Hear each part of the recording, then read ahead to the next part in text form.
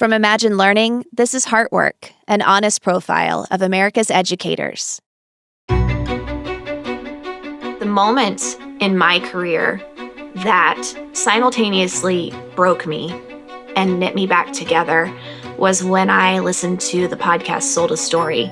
I know it was life-changing for educators across the nation, across the world. It swept us up in a way that we weren't expecting and didn't anticipate. And so many educators were like me in that moment, going through that experience of like, what in the world is phonics?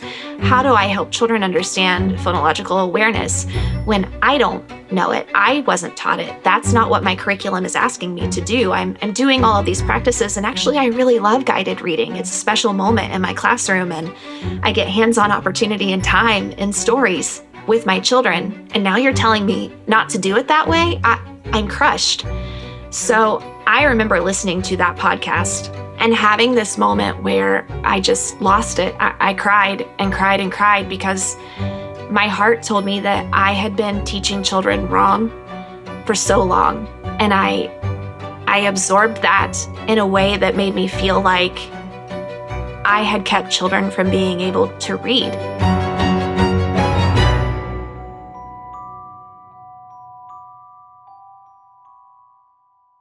The story you just heard is my own, and it's one shared by educators nationwide. The moment we realized we could do better. But first, who am I? I'm Lauren Keeling. I have what I like to call a mosaic background. I've been a broadcast journalist, a kindergarten teacher, and an elementary school principal. Now I'm part of Imagine Learning, where I've been fortunate enough to knit all of those experiences together as a communicator with the heart of a teacher and the earned wisdom of a principal.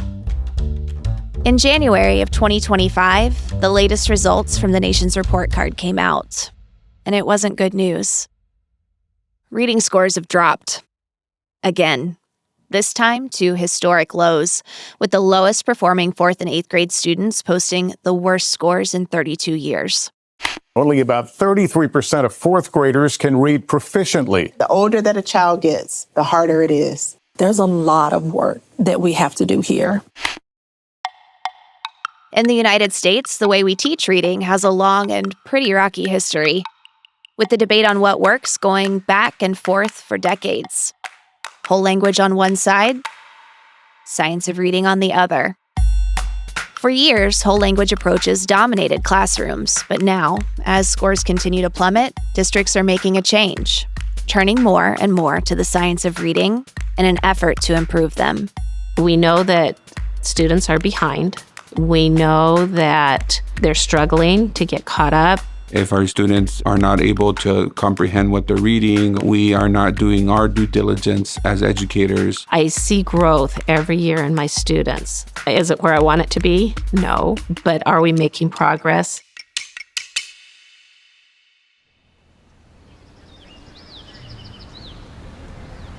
It's a warm, sunny morning in Phoenix, Arizona. I'm in the Pendergast Elementary School District where 3 years ago, they completely overhauled how they teach reading. I want to know what's changed and if it's working. Today, I'm visiting a few schools. We pull up to the first one, and the energy is good. You can hear it, the familiar sounds of another school day beginning. Welcome. Good morning. You think it's okay? I'm introduced to Mr. Gonzalez, the school principal. Good afternoon. We're so glad you're here today. He reaches out and shakes my hand and immediately starts telling me about his students and what a privilege it is to give them a love of reading, a love impressed upon him by his parents. I came from an immigrant family. My parents immigrated from Mexico to the United States, and they always taught us about education and about the love of reading. So that's what I want to instill in the students here. If our students don't know how to read, if our students are not able to comprehend what they're reading, we are not doing our due diligence as educators. It turns out Mr. Gonzalez and I have a lot in common. Both of us working as elementary principals during the COVID-19 pandemic. We reflect on those uncertain days, on the fear of it all. As we talk, I find myself transported back to 2020. I remember feeling so worried about my kindergartners missing out on the second half of the school year. that critical moment when they begin transitioning into early readers, and also about my first graders losing the foundational skills to bridge them from learning to read to reading to learn. I shake off the memory as Mr. Gonzalez and Kelsey, the director of interdisciplinary literacy, offers to take us for a tour around the school. Partway through, we're met by this larger-than-life personality. Kelsey says, "Hey, Mr. A, it's good to see you." And Mr. A smiles at us, quick to respond, "Oh, you finally brought cameras to put me on national television." Everybody laughs. I don't know that I'm the Mr. A. Typically, a school guidance counselor wouldn't be my first choice to interview for a series on reading. But Mr. A's voice is unique. I can tell.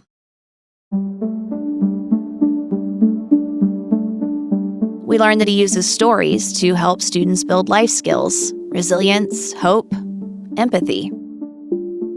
Kids have to feel a sense of belonging, right? They have to feel a sense of ownership and that they're a part of something. And so when they see that Timmy in the story looks or acts or comes from a neighborhood just like theirs, like the kids, it's amazing for them. They feel included. They feel like they are part of the story.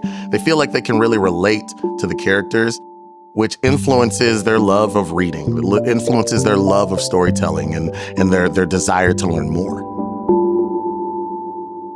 Later, I talked to 8th grade student Aylin about this. She's hiding behind beautifully styled hair and tells me that she's been having a hard time lately. I mean, 8th grade, it's not like what they say about it. It's not all fun and games. It's hard, you know. Oh, no, that's probably me, but it's pretty hard. But she loves reading stories and writing her own, going into and creating worlds. She wants to be an author one day. You go into your own world for a moment. If someone's talking to me and I'm reading the books, I wouldn't hear them usually. She shares with me that stories have helped her empathize with others and why that matters. I believe that everyone should learn how to empathize. It makes people a better character. Reading is your passport to anything. And that's why we really emphasize it, obviously, at Via de Paz, but really in schools across the country. Birds are helpful, birds are helpful. Did you know, birds can carry seeds, birds can carry seeds. When my children were in first grade and learning how to read, they read very simplified books. My first classroom visit of the day is first grade. Mrs. Gabhart, who you just heard, has been teaching for a lifetime. She's had an impact on hundreds of students and is in her last year of being an educator. What we're reading is much more sophisticated language. It's much more complex topics, and it digs a lot deeper. And that's the thing I really like because that sparks their interest a lot. Especially this book is great because it tells us how we've talked about people say, why care about birds? Mrs. Gabhart tells me how much her students love learning about birds and shares a conversation she had with the mother of one of her students recently. One of the mothers. She told Mrs. Gabhart, "I go home every day and I ask my daughter, what did you learn today?" And she can't wait to tell me everything she learned about birds. It's amazing to see her so excited about learning. Her excited. Does it have 2 detailed sentences that include evidence? Prove it to me, right? And tell me how or why you can say that. And a conclusion. Did you say again in a different way that birds are helpful? That's why birds are helpful, okay? Then we're going to look, did you spell the word bird correctly? And other words that are sight words. Did you spell those correctly? Those are the things you're going to look for today. Okay, are you ready? You spell bird correctly? Yeah. Did you spell B? Tell me the letters you spelled. B-I-R-D-S. Birds. Some birds. Some bird. Some bird doesn't make sense. We have to fix if we don't have a period or capital letter. Uh-huh. I don't have a period. Then you should make a period. Well, because I wasn't finished with my sentence. Okay. They give us food so that we can eat. This is why birds are helpful. Just on the other side of the wall is Miss Rolfe. She's brand new to teaching and discovering her place in this world. So in Miss Gabhardt's class, they get the basic background knowledge that they need about birds, and then they come into my class and they get to show what they've learned and do hands-on activities and just explore. So explore what they learn, create things, be birds building nests, so they get to jump right in and do all the things they learned about. Wait, look, you could use these. If you can pull these off from this. So you added a lot of stuff. What did you add to your nest? Oh, I added, I saw that instead of using these, I could use this. I could use that big nut. So birds just take anything they can find, huh? Yeah, like branches. Like branches. Do you remember that book we read? And they were taking horsehair. They were taking all kinds of stuff. String. They were taking strings from someone's shirt. They were taking everything they can find. Someone's hair. Yeah. No, I like it. All over my nest. I watch Miss Rolfe interacting with her students. She never tells them exactly what to do. Instead, she asks them, "What do you think? What do you know? And what do you wonder?" A big knot. So do you think that's stronger than the cotton balls? Sure. Do you think that's what a bird? She's teaching them to be problem solvers, all while supporting and enriching the learning that began next door in Mrs. Gabhardt's class. Tell me about labs. They're really fun. We're writing the story and make it a bird nest. They have different types of beaks. Some of them has upside down ones, like the flamingo. The level of knowledge they have, all about all kinds of birds, is incredible, especially for 7-year-olds. Some birds can't fly. Like penguins don't fly, but they can swim. Hello. Glad you're here. Okay. I sit down with Mary and Karina, 2 instructional coaches. We were all about reading first, explicit phonics instruction, and really following the research that the National Reading Panel had put out. We were getting some gains with that, and we put away, like I tell people, 20 years ago, we put away Play-Doh. We put away all these pieces where the children had hands-on, building that stamina and the muscles, right? And now it's nice to see all these years later that yes, there's pieces for explicit phonics instruction and this continuum of how children learn to read, but also there's opportunities in labs, right, for verbal reasoning and vocabulary development and background building. And the children have those hands-on opportunities to apply what they are learning in the module to their labs time. When I started, it was very whole language. We were all about the whole child and whole language. We would give them a book, right, and say, if you practice it enough, we'll get it. That's right. How did that work? Right. And then the phonics came in, and we knew that that was so critical to reading, but we lost so many things. And I think Imagine Learning brings it all together. I think we have the phonics components. Right. We have direct teaching of what needs to be directly taught. There's exploration for kids, and they have some choice in what they're going to research or a little bit of choice in what they're going to learn about. And so I think that gets a lot of buy-in. And and we're bringing real literature back. This stands out to me. It's a common misconception that the science of reading is all phonics. I can only speak from my own experience, but I think phonics gets so much attention because it's the part that we understood the least. I wasn't taught phonics, and I had to spend a full year learning it. Phonics are important, yes, but there are so many other parts and pieces that help a child become a proficient reader. It's more than phonics, more than phonological awareness, more than morphology, more than sentence structure and syntax, more than real literature, more than comprehension. What it is the sum of all of those things. and more. Mary and Karina understand this. So does Mr. Gonzalez. He walks me through the district's path to an evidence-based literacy program. Before, our curriculum was more basal-based, right? Where there were short stories, and it wasn't even a whole story. It was part of that story. And then one week, they read the short story, and then next week, they're off to a next story, and then off to a next story.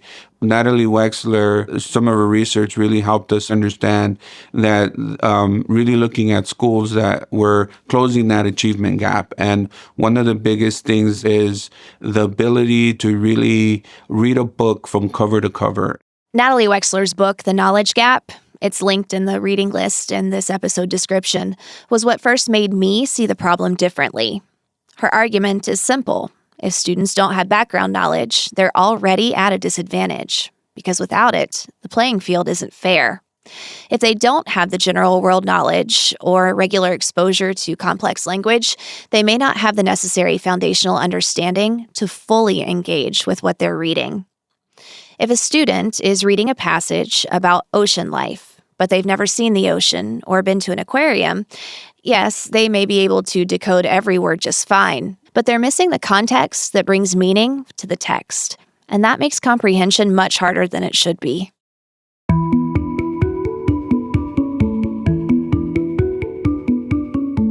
The elevator had singing. The red, and taste of fruit rolls, and the man... I'm back in the classroom, now with Miss Irvin and her 4th grade students. They're reading The Hope Chest by Karen Schwabach, a book about a young girl, Violet, who runs away from home to look for her sister. The search takes her to Tennessee, where she discovers not just her sister, but a new friend and a cause, women's suffrage. I'm walking around this 4th grade classroom, and these children are young, and their experience in the world is not vast. But this book has some really challenging topics, even for adults. So I asked Miss Irvin, why this book? Why such a challenging book for children of such a young age? Well, right now we're learning about how you can make a difference in the world, and we're coming off of learning about the Civil War and those kind of rights, so this just kind of goes along with everything that we've been learning. A lot of it really aligns together. Social studies covers a lot of world issues, and so continuing that path of world issues really just kind of aligns, especially a complex text like The Hope Chest. It's not an easy book for a lot of them to read, and they're picking up a lot of new vocabulary in there. I would still say it shows a little bit of inequality is injustice, and when she turns to go to the dining room and so it's a fantastic book of a 4th grader that's taking part in this so that they have a connection to the main character in the book instead of a lot of the books have older people that they don't have a connection with. Violet had stayed in hotels twice before, and she'd gone to Scranton with her mother, and she'd never been in a hotel room that had its own toilet. I think back to Miss Rolfe and Mrs. Gabhart and all the work they do to build background knowledge, develop communication skills, and give younger students every tool in the toolbox to be able to read and comprehend. By 4th grade, you can see how that plays out. Mrs. Irvin's students are navigating challenging social issues with ease, and they're doing it with kindness and empathy. I'm sorry, miss. He bared her way. Evening wear is required in the dining room. Because, that's not fair. I should have more rights than you should, right? Yeah. So, you should not have to wear different clothes just for me. They've been very successful in handling those conversations, and a lot of them experience that background in their own families. And so they hear about family members that were a part of this or a part of the other units that we've covered and really get to connect to that background and learn from them because they're going home and talking about it too. The students have the ability to really dive deep within that text, and reading the text multiple times really helps solidify that learning and that comprehension for students.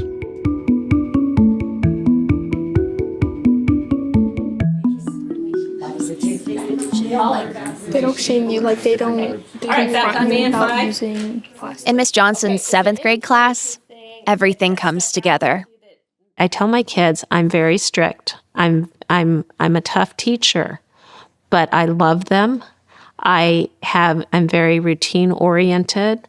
They know what to expect, and they know that I'm fair. And so we have a relationship of, I love you.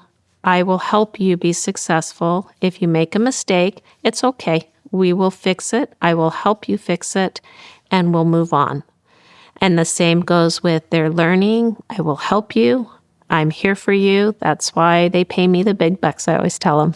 Being able to collaborate, being able to think, being able to argue a point are all life skills. If a student is not articulate enough to express their opinion and to explain why they feel a certain way, to be open to listening to other students' opinions, to being able to work in a group, then they're really missing a critical life skill. I love the fact that students create. My students have created podcasts. They've created websites. They've created PSAs. Okay, define the problem.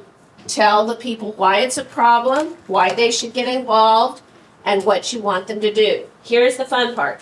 You may use pictures. You may use live action, graphics, music. The sky's the limit. You are the producer of this PSA. Okay? However you want to do it.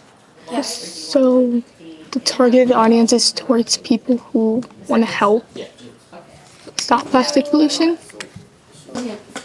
So do you guys have an idea of what you want to, how you want to do it, what you want to? We saw up there about like volunteers, so we're thinking maybe about like telling people that they can donate their time. They don't have to donate money. I like it. So doing your volunteer work and showing them how you volunteer. And that kind of ties into a plastic ocean where Sign You Pack, remember, and the Nurgles, when they came up on, they showed how people were volunteering. That's awesome. I love it. Like the beach cleanups? Yeah, like the beach cleanups, only this would be plastic cleanup here in the desert. Yeah. Let's face it, we don't have a beach.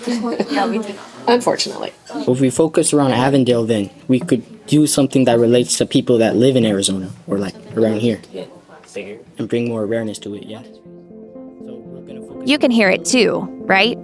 The skills built in 2nd grade, 4th grade, 7th grade, and every grade in between. You can hear students who speak with confidence, who really care for their community. Those are skills that they can take on in high school, they can take on for careers in the future. So we're going to focus on recycling.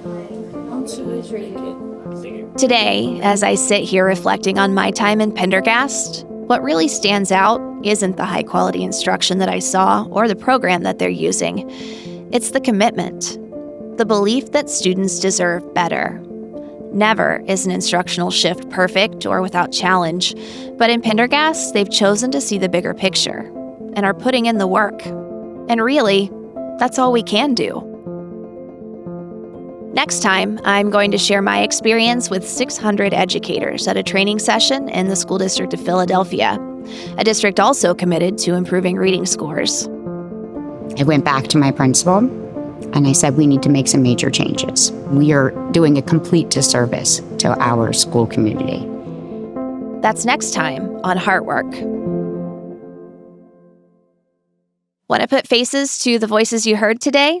Join me on YouTube at Imagine Learning to meet the educators featured in this podcast. And don't forget to check out my reading list, linked in the description. This episode of Heartwork is produced by Justina Welsh, Anise Lee, Danny McPadden, and me. Editing and mixing by Fraser Allen. Our recording engineer is Dan Victory. Artwork by Ellen Forsyth. Our executive producer is David McGinty. Music is from Universal Production Music. A big thank you to the Pendergast School District, Ramiro Alvarez, and Kelsey Pennington for welcoming us into their schools. And all of the educators and students who opened their classrooms and shared their stories with us for this episode. Heartwork is brought to you by Imagine Learning.